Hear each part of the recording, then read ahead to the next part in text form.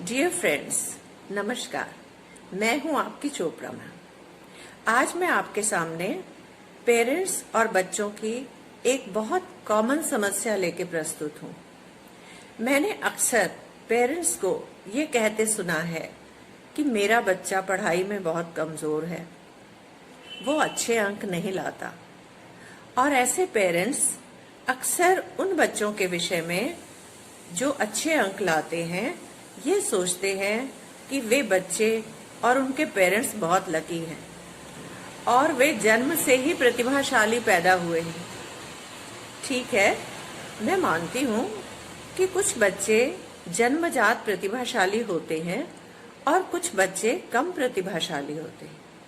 इसका मतलब ये तो नहीं कि आप सिर पर हाथ रखकर निराश हो जाएं और हारने से पहले ही अपनी हार स्वीकार कर लें।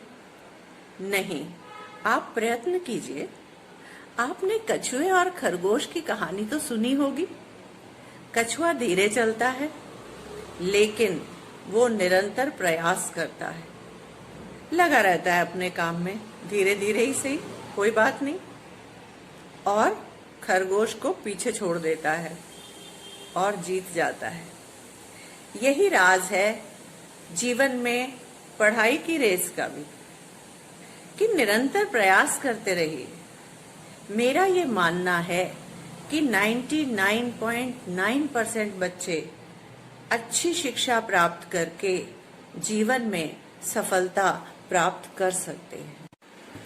हमारे देश के अधिकतर स्कूलों में एक क्लास के एक सेक्शन में 40 से 45 बच्चे होते हैं, जिनमें से 10-12 बच्चे आउटस्टैंडिंग परफॉर्मेंस देते हैं, 10 से 12 बच्चे पिछड़े होते हैं और 20 या 22 बच्चे मीडियम होते हैं।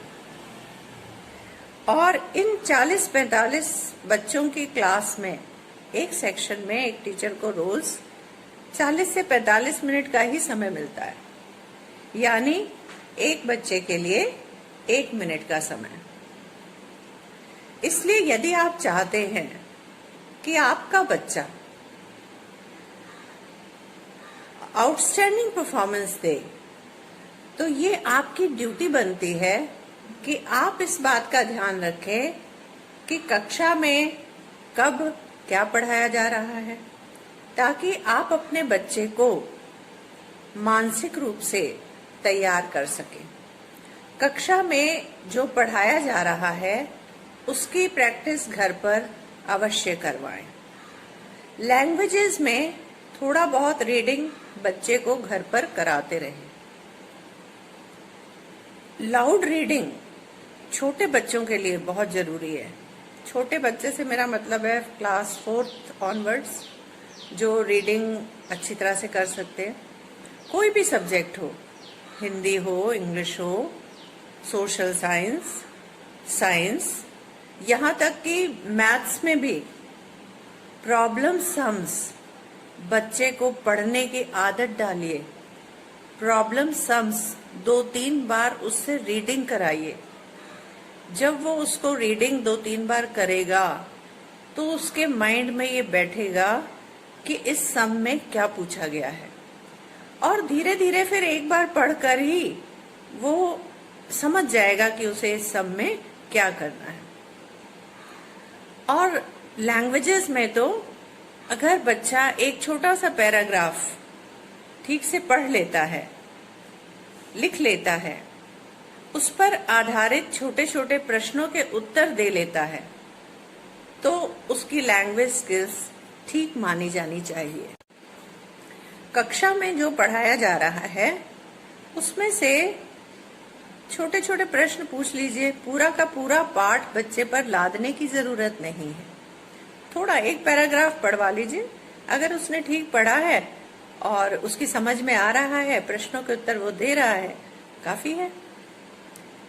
और मैथ्स में भी जो पढ़ाया जा रहा है विद्यालय में, 1-2 सम्स उसमें से भी जरूर करवाइए।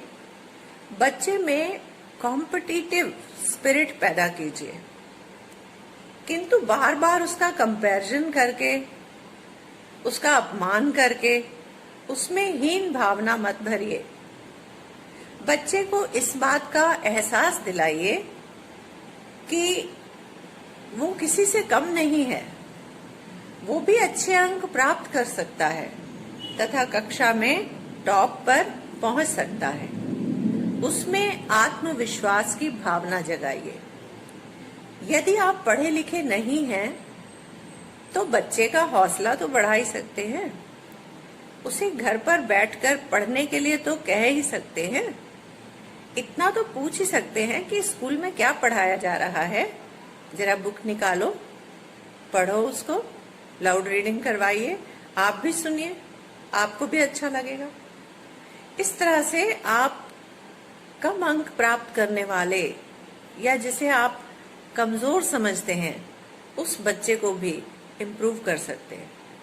एक बार उसमें घर पर बैठकर पढ़ने की आदत अगर पड़ गई तो वो जरूर इम्प्रूव करेगा, और एक बार वो इम्प्रूव कर गया तो फिर वे पीछे मुड़ के नहीं देखेगा। अभ्यास की बहुत महिमा है। कहा भी गया है, करत करत अभ्यास के जड़मति होत सुजान, रसरी आवत जात ते सिल पर परत निशान। ये कहावत 100% सच है और इस पर विश्वास रखिए। बच्चे को अभ्यास करवाते रहे।